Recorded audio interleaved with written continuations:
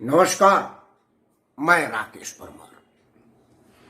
इसके पहला वाला वीडियो मैंने धर्म परिवर्तन पर ही लगाया था कि कैसे देश में ईसाई धर्म परिवर्तन वाले खुलेआम अपना खेल खेल रहे हैं। ना तो उनको भारतीय कानून का डर है, ना भारत के संविधान का डर है, ना ही उनको भारत के संविधान कानून से कोई वास्ता है। चूंकि अब पंजाब में एक दलित परिवर्तित ईसाई हो गया है और वो खुलेआम जो बोले सो निहाल सत श्री अकाल के जगह वो लुइया की क्या बोल रहा है। तो अब धर्म परिवर्तन जो ईसाइयत वाले कर रहे हैं उनका हौसला बढ़ेगा जब सरकार ही इसमें आपका मददगार हो रही है। ये जो वीडियो मैं आपको बना के दे रहा हूँ उसमें इस्लामिक धर्म परिवर्तन का जो कुप्रभाव है वो आपको वीडियो में देखने को मिलेगा। और क्यों न देखने को मिले, इसमें जो दो तीन छोटे छोटे टुकड़े एक 2 मिनट के वीडियो को मैं जोड़ के आपके सामने पेश कर रहा हूँ आपके अवलोकन के लिए और आपको समझने के लिए। उसमें दुखद कहाँ है? देखिए, कोई आदमी इस्लाम धर्म अपनाए, सिख धर्म अपनाए, ईसाई धर्म अपनाए, उसकी स्वतंत्रता, उसकी मर्जी है, किसी पर दबाव नहीं दिया जा सकता। हर आदमी स्वतंत्र है अपने मर्जी का धर्म चुनने का। ये हमारे संविधान में लिखा हुआ है। हमारे देश का आईन ये बोलता है कि भाई आपको जो धर्म में सुरुचि हो, जिस धर्म में आपका आस्था हो उसको अपनाइए, उसका पूजा कीजिए, उसका प्रचार कीजिए। संविधान नहीं रोक रहा। लेकिन कहाँ रोक रहा है? मुझे एतराज कहाँ है? इस वीडियो में श्रीमान राहुल गांधी जी नमाज पढ़ते हुए दिख रहे हैं। राहुल गांधी, उन्होंने अपने नाम के आगे गांधी लगाया है। हालांकि वो व्हाट्सएप यूनिवर्सिटी में तो पता चला कि उनके दादा परदादा नाना उना कौन से कौन लोग मुसलमान थे, तो वो तो ठीक कर रहे हैं। लेकिन अपने नाम से गांधी तो हटाइए, क्योंकि गांधी जी मुसलमान नहीं थे। गांधी जी तो हिंदू धर्म के आदमी थे भाई, गुजरात के बनिया। वो तो अमित शाह ने बता दिया था कि बनिया है, और बनिया ही है गांधी जी, उसमें तो बताने की बात ही नहीं है। तो ये तो आप कन्वर्टेड बनिया हुए हैं अगर गांधी लिख रहे हैं तो, क्योंकि गांधी इस्लाम का टाइटल नहीं है। तब जाके एतराज हो रहा है, क्योंकि राहुल गांधी एक साधारण गांधी नहीं है। वो इस देश की सबसे पुरानी पार्टी, जिसकी भी कल तक इस देश में हुकूमत थी, उसके राष्ट्रीय अध्यक्ष रहे हैं और सुपर प्रधानमंत्री रहे हैं।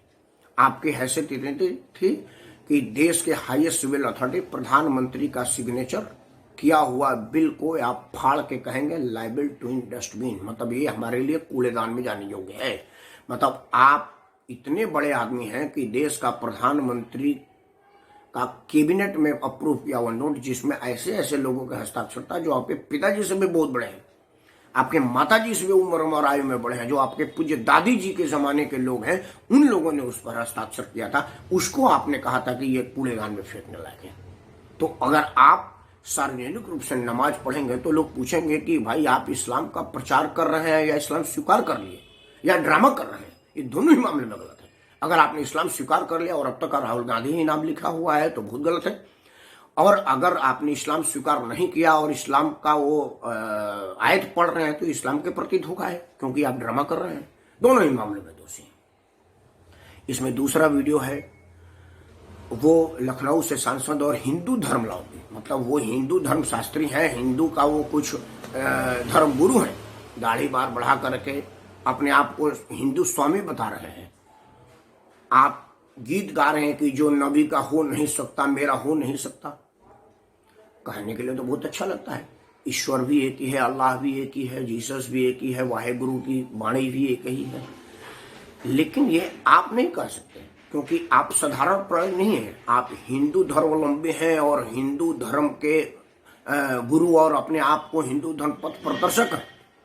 आप हिंदू धर्म की चोला में अगर आप धर्म जिहाद करेंगे तो ये गलत है। क्यों? क्योंकि आपका जो मोटो है, जो आपका मनसा है, वो बिल्कुल गलत दिशा में जा रहा है। मित्रों, इन सब चीज़ों को देखते हुए मैं इस नतीजे पर पहुंचा हूं कि आप इन छुपे हुए भेड़ियों, धर्म के दुश्मनों और देश के दुश्मनों से होशियार रहें। और इसका असर क्या है कि लोग प्रोत्साहित होते हैं कि भाई जब हमारा देश का सुपर प्रधानमंत्री ही हमारे धर्म का प्रचार कर रहा है, इस देश का हिंदू धर्म गुरु ही हमारे धर्म का प्रचार कर रहा है तो फिर हम क्यों पीछे?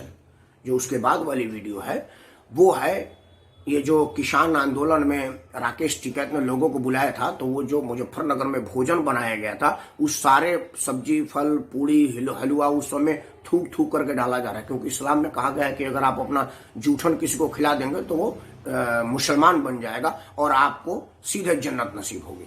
तो वो जन्नत नसीब के लालच में वो जितने लाखों हजारों लोग जितने भी लोग गए थे उन सबके खाने में थूक डाल कर दिया। वो वीडियो आपके सामने है, उसको भी आप देखें, क्योंकि वो प्रोत्साहित हो रहा है, उसको कानून का डर नहीं है, क्योंकि देख रहा है कि भाई लखनऊ से कांग्रेस का उम्मीदवार जो कि चुनाव लड़ने के लिए संसद में आने के लिए बेचैन था वो हमारा प्रचार कर रहा है। देश का सुपर से ऊपर प्रधानमंत्री जो कि राष्ट्रीय पार्टी का पूर्व अध्यक्ष था वो मेरा प्रचार करे, तो मैं क्यों पीछे हूं? मैं तो मुसलमानी हूं। और इन सब के बाद जो अंतिम वीडियो है वो कितना पीड़ादायक है वो आप जरूर देखिएगा। ये कोई 10-12 मिनट का वीडियो भी नहीं होगा, अंत तक देखिएगा कि इस्लाम के मानने वाले लोग इतने बड़े मैं कहूँगा गुंडे हो गए हैं कि बावर्दी पुलिस अफसर को सलाम सड़क पर काट दे रहे हैं। ये भी उत्तर प्रदेश के शायद बरेली या कहीं का घटना है, मैं स्थान का नहीं बता सकता कि वो कहाँ का है। उनका मनोबल इतना बढ़ा हुआ है कि सरकार हमारे साथ है, राजनीतिक दल हमारे साथ है, और हिंदू धर्म तो खैर है ही नपुंसक, वो तो कुछ बोलेगी नहीं। आप उनको काटते रहिए, छांटते रहिए, उनका नुकसान करते रहिए। इस वीडियो के अंत में देखिएगा कि बावर्दी पुलिस वाले को सरेआम काट दे रहा है एक भीड़ ने। वो सारे भीड़ मुसलमान का है, सबके सब टोपी लगाए हुए हैं। अब रीजन चाहे जो हो सकता है वो पुलिस वाला आपके यहाँ रिश्वत मांगने गया हो, घूस मांगने गया हो, गैर कानूनी काम कर रहा हो। तो कुरान के कौन से पन्ने पर लिखा है कि अगर कोई गैर कानूनी आदमी है तो उसको सरेआम काट दो? ना तो भारत के संविधान में लिखा हुआ है, और मुझे नहीं लग रहा कि कुरान में लिखा गया होगा, क्योंकि मैं कुरान पढ़ा नहीं हूँ, इसलिए मुझे इसकी जानकारी नहीं है। लेकिन अगर ये है तो ये अत्यंत ही दुखद है और आप सबों को इस पर चिंता करने की जरूरत है। कृपया वीडियो को अंत तक देखिए और अपना राय जरूर दीजिए। जय हिंद, वंदे मातरम। है ये तो अपना अपना नसीब है, सल्लू अलैहि। और यही इसी के लिए ये भी आए हैं। इन्हें दौलत नहीं चाहिए बल्कि इनके हाथ पे कुव्वत चाहिए। तो फिरका परस्त ताकतों से ये लड़ रहे हैं, रातों दिन एक किए हुए हैं। न सोने का वक्त है, न जागने का है, न चलने का है, बस यही एक अगर ख्वाहिश है इनकी, हिंदुस्तान से फिरका परस्ती खत्म हो जाए, भाईचारे खत्म हो जाए। जिस अमन का पैगाम आप सिमनान की धरती पे लेके आए थे हिंदुस्तान के अंदर, उसी अमन को चाहते हैं कि हिंदुस्तान में फिर वही अमन आ जाए। ताकत दीजिए, हिम्मत दीजिए, कुव्वत दीजिए कि फिर का परस्ता करो न पूरी तरीके से लड़ सके और फिर अमन और शांति यहाँ पे पैदा कर सके। कि नबी के बिन नजारों का नजारा हो नहीं सकता। मुझे अपना कहो चाहे मुझे तुम गैर कह देना, नहीं है जो मोहम्मद का हमारा हो नहीं सकता।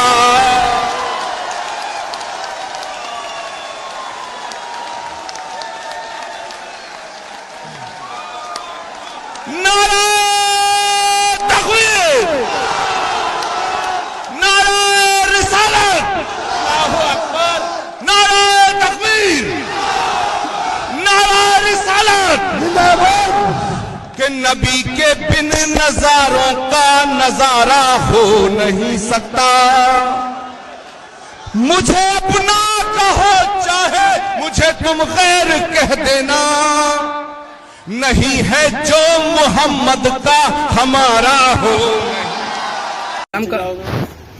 वरना मुसलमान हिंदुओं को मार देंगे। और क्या? तो इस्लाम कबूल कर लूँ मैं, मतलब वो कर लूँ, जिहाद कर लूँ अपने आप को। जिहाद नहीं, इस्लाम कबूल करना मतलब मुसलमान बन जाओगे तुम। मैं मुसलमान बन जाऊँ? हाँ। क्यों? मैं हिंदू अच्छा नहीं लगता? अच्छे हो, लेकिन तुम्हें जहन्नुम मिलेगा, पता है तुम्हें? क्या मिलेगा? जहन्नुम, नरक हिंदी में। और आपको?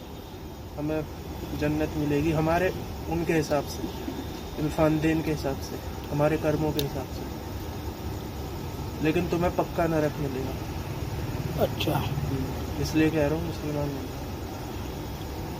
हम ही हिफाजत करेंगे तुम्हारी। तुम करोगे मेरी? क्यों? हम करेंगे, हमारी कौम तुम्हारी हिफाजत करेगी। तुम अपनी तो खुद ही हिफाजत कर लो, हमारी हिंदू की क्या करोगे? हिफाजत कर नहीं पा रहे हम अपनी, बताओ कहाँ कितने से? सालों से टिके हुए हैं। तो तुम पाकिस्तान क्यों नहीं जा रहे? हम तो यहाँ चाह रहे हैं। तुम लोग तो टिक भी नहीं पाए पाकिस्तान में। हमें टिकना ही नहीं है। पाकिस्तान खाली उत्तर प्रदेश के बराबर है हमारी आबादी में। रकबा देखा है उसका कितना बड़ा है? अच्छा, कैसे? एरिया देखो। एरिया ज़्यादा से ज़्यादा जितना यूपी के 80 जिले हैं इतना बड़ा एरिया है बस। क्या बात कर रहे हो? 20% जितना हिंदुस्तान जितना है। तो तुम पढ़े लिखे हो, तुम ऐसी बात क्यों कर रहे हो? मुसलमानों को तुम परिवर्तन करा रहे हो, हिंदुओं को मुसलमानों में। इससे तुम्हें क्या मिल रहा है? तुम अभी नहीं समझोगे, समझाओ। आगे समझोगे जब थोड़ा वक्त गुजरेगा। कैसे? यहाँ तुम 10 साल इंतजार कर लो, अलीगढ़ हमारा है। किनका? तुम जो सोच रहे हो ना हरिगढ़ नाम बदल देंगे, इस बार अगर सपा की सरकार आ गई तो भूल जाना। अच्छा, मतलब 10 साल बाद अलीगढ़ तुम्हारा है? और क्या, 10 साल बाद देखो हम इतनी ग्रोथ रेट बढ़ रही है हमारी। तुम क्या समझ रहे हो हम यहाँ तक आ जाएंगे? कहाँ तक? भोजपुरा तुम्हें पता है पहले ऊपरकोट तक ही बसता था मुसलमान, ऊपरकोट से भोजपुरा तक देखा कैसे आ गया। अब हम आ जाएंगे यहाँ पर।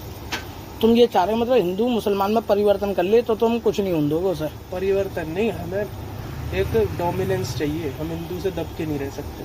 अच्छा, तो ये जैसे आपको सिखाया जाता है कि आप अपने मन से कह रहे हो ये बातें? मन से नहीं कह रहे, हमारे मौलवी साहब हैं। मौलवी साहब, क्या नाम है उनका? इम्तियाजुद्दीन। कहाँ रहते हैं? भूलपुरा। अच्छा, तो आप मुसलमान मतलब ऊपरकोट की मस्जिद में ही रहते हैं वो अक्सर। वो चाह रहे हैं कि